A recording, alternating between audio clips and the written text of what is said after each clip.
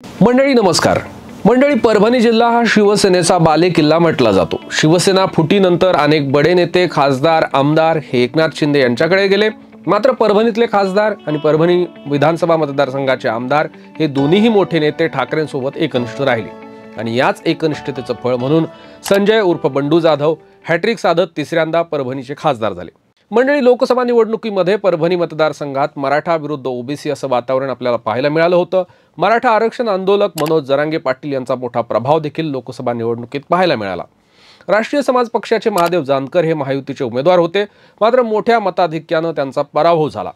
खरं तर लोकसभेसाठी भाजपचे स्थानिक नेते रामप्रसाद बोर्डीकर, बबनराव लोणीकर तसंच राष्ट्रवादी अजित पवार गटाचे राजेश विटेकर हे इच्छुक होते।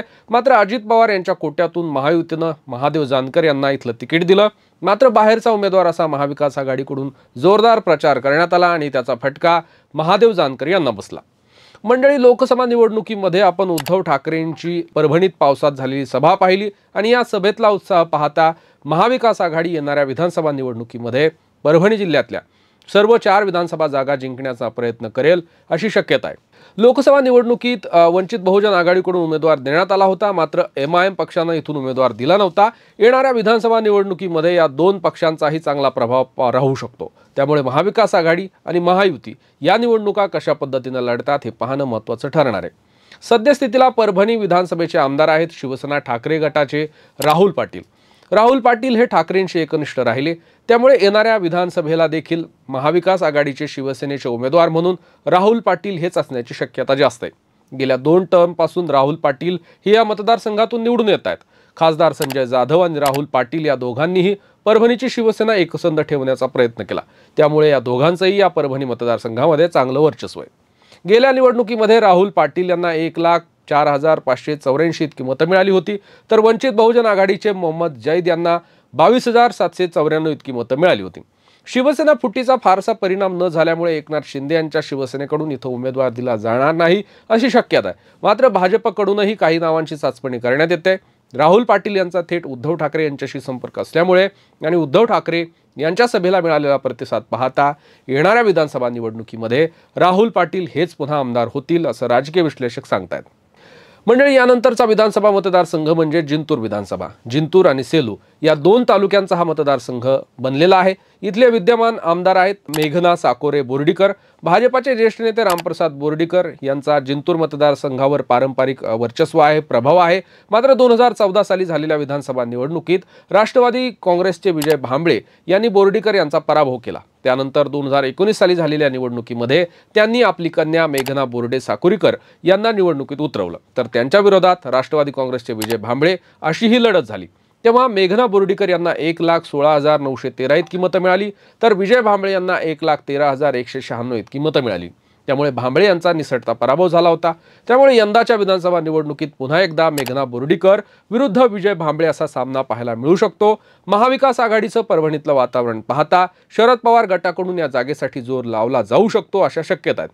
त्यामुळे भाजपा विरोधात असणारी नाराजी पाहता विजय भांबळे यांच्यासाठी ही निवडणूक काहीशी सोपी जाऊ शकते। मंडळी, यानंतरचा मतदारसंघ म्हणजे गंगाखेड विधानसभा। इथले विद्यमान आमदार आहेत राष्ट्रीय समाज पक्षाचे रत्नाकर गुट्टे।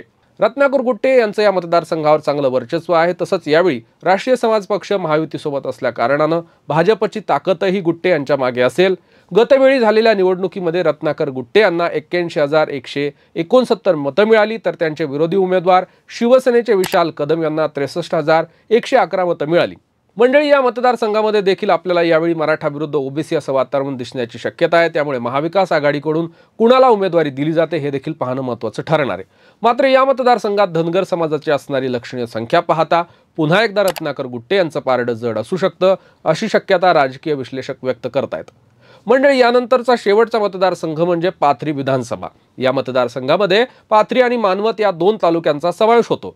इथले विद्यमान आमदार आहेत काँग्रेस पक्षाचे सुरेश वरपुडकर। गेल्या निवडणुकीमध्ये काँग्रेसचे वरपुडकर विरुद्ध भाजपचे मोहन फड असा सामना झाला।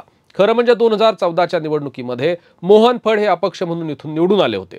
त्या काळात त्यांच्या सामाजिक संस्थेच्या अंतर्गत त्यांनी तालुक्यात मोठ्या प्रमाणात कामं केली होती, त्याचाच प्रभाव म्हणून 14च्या विधानसभेला ते निवडून आले। मात्र 2019च्या निवडणुकीच्या तोंडावर त्यांनी भाजपमध्ये प्रवेश केला आणि त्याचाच फटका त्यांना बसला। गेल्या निवडणुकीमध्ये वरपुडकर यांना 1,05,625 इतकी मतं मिळाली, तर मोहन फड यांना 90,851 इतकी मतं मिळाली. या मतदारसंघामध्ये देखील मतांची संख्या लक्षणीय आहे, अर्थात मुस्लिम मतांची संख्या लक्षणीय आहे. तसंच गेल्यावेळी एकसंध राष्ट्रवादी आणि काँग्रेस आघाडीमुळे भरपूर फायदा हा तेव्हा वरपुडकर यांना झाला होता.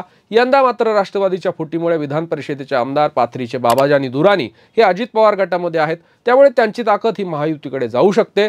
तसंच अजित पवार गटाकडून बाबाजानी दुराणी यांना देखील इथली उमेदवारी देण्याची शक्यता आहे. मात्र मनोज जरांगे यांचा फॅक्टर या विधानसभा निवडणुकीमध्ये चालला तर वरपुडकर यांच्यासाठी ही निवडणूक काहीशी सोपी जाऊ शकते, अशी शक्यता राजकीय तज्ज्ञ व्यक्त करतायत. तुम्हाला काय वाटतं की येणाऱ्या विधानसभा निवडणुकीमध्ये कोण कुठून निवडून येऊ शकतं, याबद्दल आम्हाला कमेंट बॉक्समध्ये नक्की कळवा. तुर्तास वेळ झाली, इथेच थांबण्याची. पाहत रहा कडक बात.